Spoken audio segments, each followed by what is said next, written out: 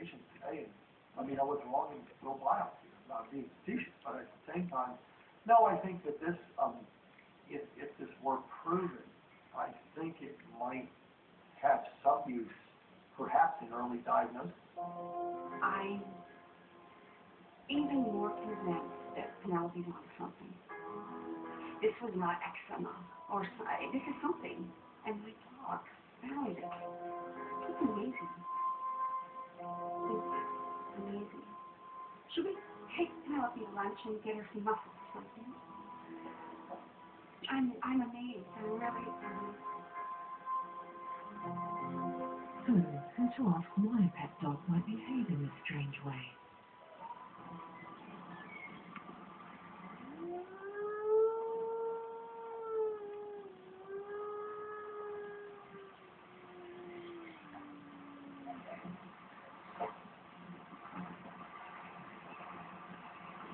Sean Ellis has spent much the past 10 years living with captive wolves.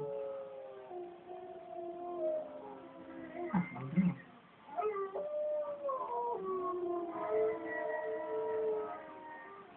Sean is finely tuned to every aspect of the wolf's life. If he wasn't, his wolves could kill him.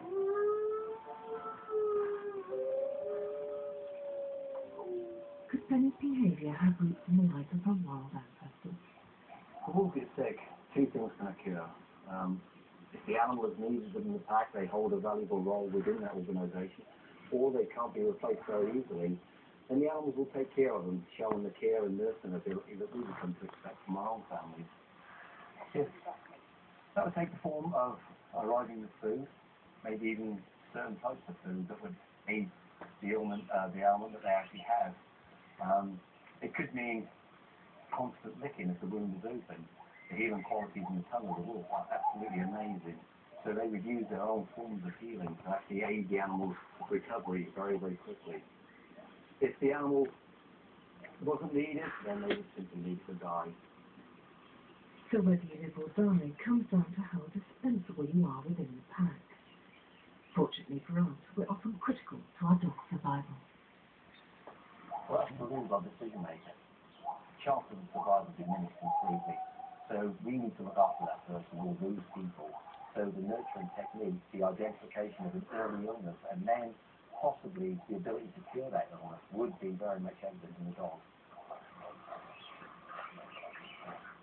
The dog still has many of the instincts that it once had. The language and the techniques they use in order to survive is still there.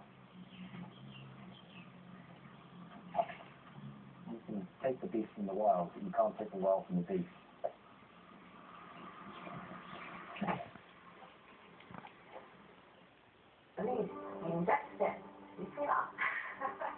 The pump stop your hand getting free. I think rubber is broken. No.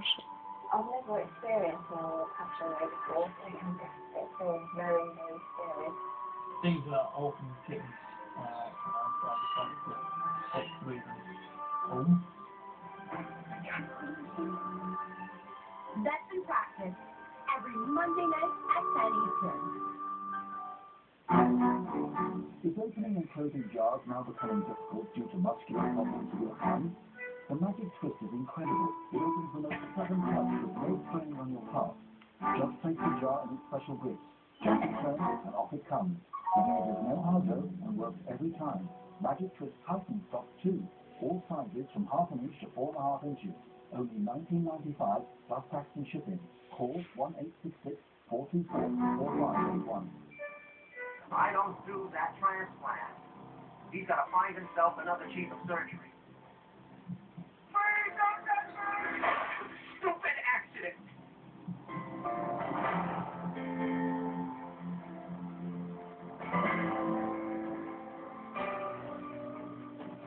Ladies and gentlemen, I just received a call from Florida General. We have a heart. All right. To subscribe to my channel, please contact your local television provider. Mike loves basketball. Mike has taught these kids the layup and the free throw. He's also taught them teamwork and self-respect. He's been with the team for 2 years, and without the use of his legs to fly.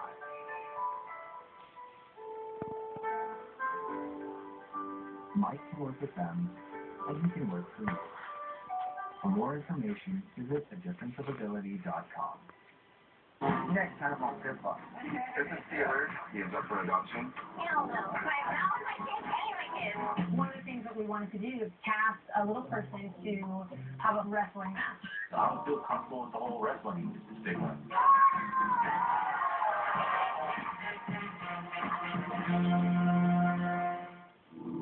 The following program may contain scenes with mature content that is not suitable for all audiences. Viewer discretion is advised. In Washington, it is 24 hours since Susie Thomas had her biopsy, and she's waiting for a phone call to put all address.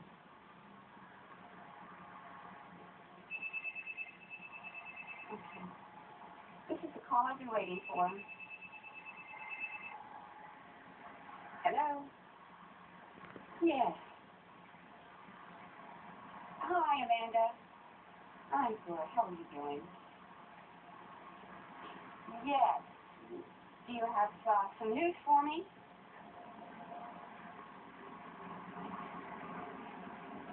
Uh-huh. The lesion on Susie's leg turns out to be actinic keratosis, Okay. a skin condition that can turn into squamous cell carcinoma. But the doctors find no malignancy.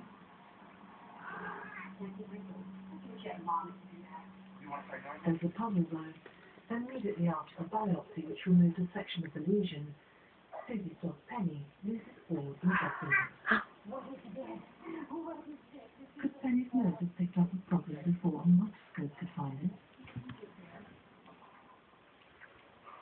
Before the advent of modern medicine, doctors relied on their noses to sniff out disease.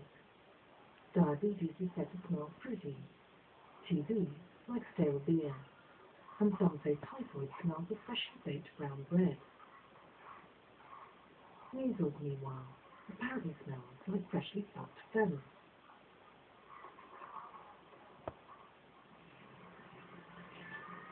There is still a kind of doctor who uses smell to diagnose illness, and it seemed logical for them to get involved in the cancer sniffing game.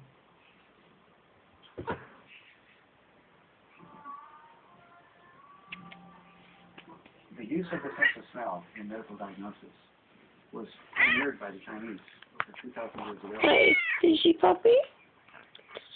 Here at the Defense of